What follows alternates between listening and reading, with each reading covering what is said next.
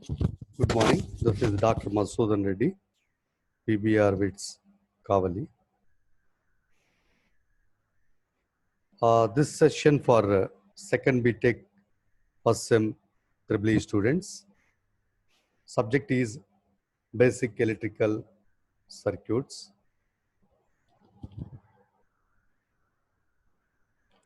Unit 4, network theorems. Already covered in the earlier two videos. Superposition theorem, reciprocity theorem, Norton's theorem, and Thevenin's theorem. In this session, I will cover maximum power transfer theorem and Millman's theorem. Start with the maximum power transfer theorem. In this maximum power transfer theorem, so remember, we want to calculate the current flow through a particular element and how much of power is transferred from source to load, we want to know. We want to transfer maximum power from source to load. How can it is possible? I'll give the statement. So the maximum power from source to load is transferred when the load resistance should be equal to equivalent resistance, or the load reactance should be equal to equivalent conjugate reactance of the network. At that condition only we can transfer the power is the statement. So for any linear network, which statement of this, for any linear network, the maximum power can be transferred from source to load when the load impedance should be equal to complex conjugate of equivalent impedance of the circuit. Then only we can transfer the power from source to load. So this theorem mostly applicable in case of communication systems. In communication system, we want to transfer the power from source to load as a maximum, but they won't concentrate on efficiency.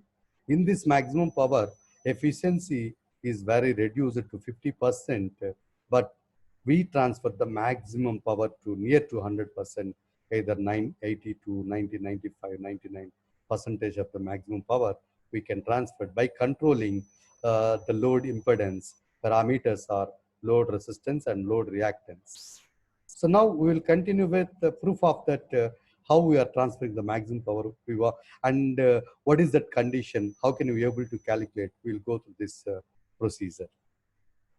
So this is the proof of. So first we'll go through this before entered into this maximum power transfer theorem proof. First we reduce the total network into Thevenin's equivalent network as per the previous knowledge already we learned in the earlier video. What is the how to evaluate the Thevenin's equivalent network by evaluating the Thevenin's voltage and by calculating the equivalent impedance, are also called as Thevenin's impedance. So from that we will and we connect it to the load. So this is the procedure as per the procedure earlier we learned.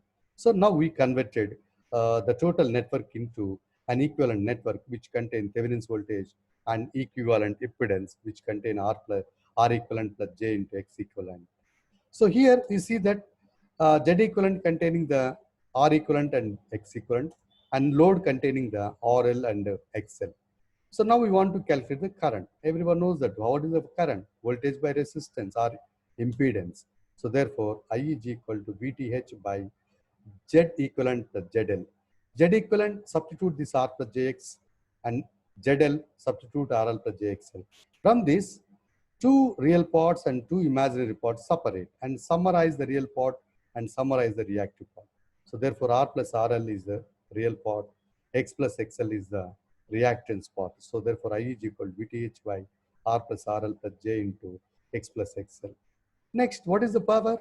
Power is equal to voltage into current. What is the voltage? Current into resistance. Totally, what is the power in terms of current and resistance? I square into RL. So the power delivered to load, PL is equal to I square into RL. So what is the magnitude of I? Already we learned from your Thevenin's theorem. I is equal to VTH by R plus RL plus J into X plus XL. We can able to calculate the magnitude square root of R plus RL whole square plus square root of X plus XL whole square. We'll see here. So this is about R plus RL whole square plus X plus XL whole square. I is equal to VTH. We substitute this I in load power. and VTH square by R plus RL whole square plus X plus XL whole square into RL. From these, there are two variables, RL and XL. By varying one time as RL and fix the XL, we can able to calculate the condition. Other time, we vary the XL and fix it the RL, we can able to calculate the condition for maximum power. We will do it. Before going into this variable, so there are two variables are there, RL and XL. To any parameter, to determine the maximum condition, differentiate that parameter with respect to the variable equal to the 0, we will get into the condition for maximum. So what is the parameter in our case? Power is the, load power is the parameter. And what are the variables in our case? RL and XL. So two variables you cannot substitute at a stage. So we want to substitute one and one after one. So first to substitute this with XL is variable and RL is fixed. So see here, both RL and XL are variable, but in case of this, XL is variable and fixed RL. So how it modified? Differentiation of PL divided by differentiation of XL is equal to 0. Now we substitute this PL. So differentiation of PL is VTH square into already RL is there into RL divided by R plus RL whole square plus X plus XL whole square. So differentiation of U by V. So you know that differentiation of U by V, U into dV minus V into du divided by V square is equal to 0. So substitute that. So if you differentiate this as per mathematical equation, you know that derivation part minus 2 into V at each square into RL into X plus XL divided by this whole square is equal to 0. But denominator multiplied by 0, you get it the 0. So only numerator is obtained. Again, this numerator part of this particular part will be turned to right side, will become as a 0. So therefore, what is the remaining portion? Only X plus XL. So to satisfy the above equation, we're obtaining X plus XL. From this, XL is equal to minus X equivalent. So what is the meaning of that? Load reactance should be equal to complex conjugate of equivalent reactance, then we can transfer the maximum power. So this is the condition to transfer the maximum power. Based on XL is variable, RL is fixed. Now we want to calculate second substitution. Now we fix it the XL and we vary the RL. So what's happened here? So we substitute that differentiation of PL with respect to the variable as DRL is equal to 0. Substitute this PL. VTH square RL by R plus RL whole square plus X plus XL whole square. Already we got that one relation, XL is equal to minus X. So this part becomes as a 0. The remaining part we are getting only. So VTH square into RL by R plus RL whole square. Again, differentiation of U by V. U into dV minus V into du minus divided by V square is equal to 0. Substitute that. So R plus RL whole square into differentiation of U. So VTH square minus VTH square into RL, differentiation of V. So 2 into R plus RL divided by V square. So we are getting R plus RL whole power 4. But it is multiplied by this, become as a 0. And VTH square is also take the common outside. And VTH square shifted to the right side will become as a remaining part only R plus RL whole square minus 2 into 2RL into R plus RL. But here A plus B whole square. A square R square plus B square RL square plus 2AB, 2 into RRL minus 2 into RL into R, okay, minus 2 into RL into RL square. So therefore this is the value. 2 into RL, R into RL gets cancelled and RL square minus 2RL square will become as a minus RL square. Therefore R square minus RL square is equal to 0. R square is equal to RL square. Therefore, RL is equal to R equivalent. So this is the condition for maximum power. When the load resistance should be equal to equivalent resistance, we can transfer the maximum power. So we summarize the total. So when we summarize the total, the load impedance should be equal to complex conjugate of equivalent impedance. Then we can transfer the maximum power from source to load. So that is nothing but ZL is equal to Z equivalent conjugate. So by now, as per these conditions, we substitute XL is equal to minus X, RL is equal to R. So R is equal to RL. Then we'll get into this here, VTH square into RL by 4RL square. RL gets cancelled. VTH square by 4RL. So listen, dear students, how can you calculate this maximum power? By knowing the two parameters only. What are those? Thevenin's resistance, Thevenin's voltage, and load resistance. If the load resistance are not given, how to calculate? Already as per condition, you evaluate the equivalent resistance. That equivalent resistance should be equal to RL. We substitute that, it becomes as RL. Or if it is a complex conjugate, evaluate the equivalent complex conjugate of impedance, then ZL is equal to Z equivalent conjugate. We substitute that and we can able to calculate the maximum power. So no need to give this RL value or ZL value. You can able to calculate without giving this load also, we can able to calculate this maximum power in case of any network. In this equation, VTH is Thevenin's voltage, RL is load resistance. And from this theorem, we will get the only 50% of the efficiency only. So efficiency means output power by input power. So this is the output power. Input power, you know that total parameters, you substitute this completion part, we will get that 50% of the efficiency only. Next, we'll come back to this. Already I told you, maximum power transfer theorem is applicable for communication systems. Yeah, Millman's theorem. So please observe this Millman's theorem, the circuit diagram. This is the one voltage source. This is impedance 1. Second voltage source, impedance 2. Like this dated as N voltage sources and N impedances. So see here, this is the practical voltage source. Many number of practical voltage sources are connected in parallel. Combination is connected load impedance. Then we want to calculate the current flow through the load impedance. How? So the Millman's theorem states that if more number of voltage sources, practical voltage sources, along with their internal impedances, we want to reduce the total network into an equivalent single network which contain Millman's voltage and Millman's impedance. And these two are connected in series with combination is connected, load is connected in series with the combination, then we can able to calculate the current flow through the load. So this is the statement of Millman's theorem. Now we will continue with the proof. So how to convert this total network into an equivalent network, Millman's network, we will see. So first consider n voltage sources in parallel and convert each voltage source into an equivalent current source. Already I explained in the first unit, source conversion from voltage to current, current to voltage. As per that knowledge, so current is equal to voltage by impedance. So therefore, for first source, I1 is equal to V1 by Z1. Again, in the second unit, AC circuits, already we discussed about the relation between impedance and admittance. Reciprocal of impedance equal to admittance. Reciprocal of admittance is equal to impedance.